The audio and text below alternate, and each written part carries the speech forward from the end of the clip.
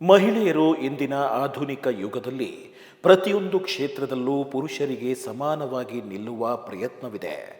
ಮನೆಗೆಲಸದಿಂದ ಹಿಡಿದು ಸೇನೆಯವರೆಗೂ ಮಹಿಳೆಯರು ಉನ್ನತ ಸ್ಥಾನ ಹೊಂದಿದ್ದಾರೆ. ಪುರುಷರು ಮಹಿಳೆಯರಿಗಿಂತ ಮಿಗಿಲು ಎನ್ನುವ ಕಾಲವೂ ಈಗಿಲ್ಲ. ಪುರುಷರಿಗೆ ಪೈಪೋಟಿ ನೀಡುವಷ್ಟು ಮಹಿಳೆಯರು ಸಬಲೀಕರಣ ಆಗಿದ್ದಾರೆ. ಕುಟುಂಬ, ಉದ್ಯೋಗ, ಗಂಡ ಮಕ್ಕಳ ನಡುವೆ ಎಂಥದ್ದೇ ಸಮಸ್ಯೆ ಬಂದರೂ ಸ್ತ್ರೀಯರು ದಿಟ್ಟತನದಿಂದ ಎದುರಿಸ್ತಾರೆ. ಹೀಗೆ ಬದುಕಿನ ಏರಿಳಿತ ಕಥಾಹಂದರವಿರುವ ಖಾಸಗಿ ವಾಹಿನಿಯ ಭಾಗ್ಯಲಕ್ಷ್ಮಿ ಧಾರಾವಾಹಿ ವೀಕ್ಷಕರಿಂದ ಮೆಚ್ಚುಗೆ ಗಳಿಸಿದೆ. ಅಪಾರ ತಿರುವುಗಳ ಮಧ್ಯೆ ಇದೀಗ ಈ ಸೀರಿಯಲ್ನಲ್ಲಿ ಭಾಗ್ಯಾಳ ಸ್ವಾವಲಂಬಿ ಬದುಕಿನ ಪಯಣ ಶುರುವಾಗಿದೆ. ಇದು ಕೇವಲ ಭಾಗ್ಯಾಳ ಬದುಕಿನ ತಿರುವು ಮಾತ್ರವಲ್ಲ, ನಾಡಿನ ಎಲ್ಲ ಮಹಿಳೆಯರ ಕನಸು ಈಡೇರಿಸಲು ಉತ್ತೇಜಿಸುವ ಪ್ರಯತ್ನವೂ ಆಗಿದೆ.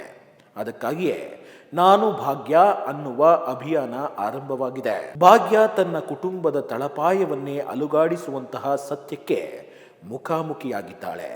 ತನ್ನ ಗಂಡ ತಾಂಡವನ ಮೋಸ ಬಟಾ ಬಯಲಾಗಿ ಕಂಗೆಟ್ಟ ಅವಳಿಗೆ ಸಂಸಾರದಲ್ಲಿ ಉಳಿಯಬೇಕೋ ಬೇಡವೋ ಅನ್ನುವ ಪ್ರಶ್ನೆ ಎದುರಾಗಿತ್ತು. ಸಂಸಾರದೊಳಗೆ ಇದ್ದು ತನ್ನನ್ನು ತಾನು ಮರಳಿ ಕಂಡುಕೊಳ್ಳುವ ಕೆಚ್ಚಿನ ನಿರ್ಧಾರ ತೆಗೆದುಕೊಂಡಿರುವ ಭಾಗ್ಯಾಳ ಇದುವರೆಗೆ ಕಂಡಿರದ ಹೊಸ ಮುಖದ ಪರಿಚಯ ವೀಕ್ಷಕರಿಗೆ ಮುಂಬರುವ ಸಂಚಿಕೆಗಳಲ್ಲಿ ಆಗಲಿದೆ. ತನ್ನನ್ನು ತಾನು ಸಂಪೂರ್ಣವಾಗಿ ಬದಲಾಯಿಸಿಕೊಂಡು ತನ್ನ ಮುಂದಿನ ಹೆಜ್ಜೆಗಳನ್ನು ದೃಢವಾಗಿ ಇಡಲಿರುವ ಸ್ವತಂತ್ರ ಭಾಗ್ಯಾಳನ್ನ ಇನ್ನು ಮುಂದೆ ವೀಕ್ಷಕರು ನೋಡಲಿದ್ದಾರೆ.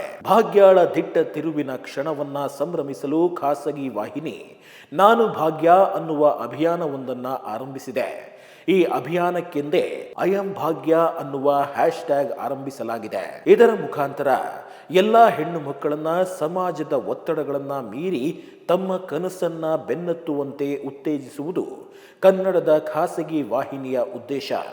ಇದಕ್ಕಾಗಿ ಪ್ರೋಮೋ ಹಾಡೊಂದನ್ನು ಸಹ ಸಿದ್ಧಪಡಿಸಲಾಗಿದೆ. ಭಾಗ್ಯಾಳ ಮುಂದಿನ ಹೆಜ್ಜೆಗಳು ಅವಳನ್ನು ಎಲ್ಲಿಗೆ ಕರೆದೊಯ್ಯಲಿವೆ ಎಂಬ ಕುತೂಹಲದ ಜೊತೆಗೆ ನಾಡಿನ ಮಹಿಳೆಯರ ಕನಸಿಗೂ ನೀರೆರೆಯುವ ಅಭಿಯಾನ ಶುರುವಾಗಿದೆ. ಇಷ್ಟು ದಿನ ನಾನು ಅವರೆಲ್ಲ ಪ್ರಶ್ನೆಗೂ ಉತ್ತರ ಆಗಿದ್ದೆ. ಈಗ ನನ್ನ ಹತ್ರ ಒಂದು ಪ್ರಶ್ನೆ ಇದೆ, ಅದಕ್ಕೆ ಅವರಿಂದ ಉತ್ತರ ಬೇಕಿದೆ.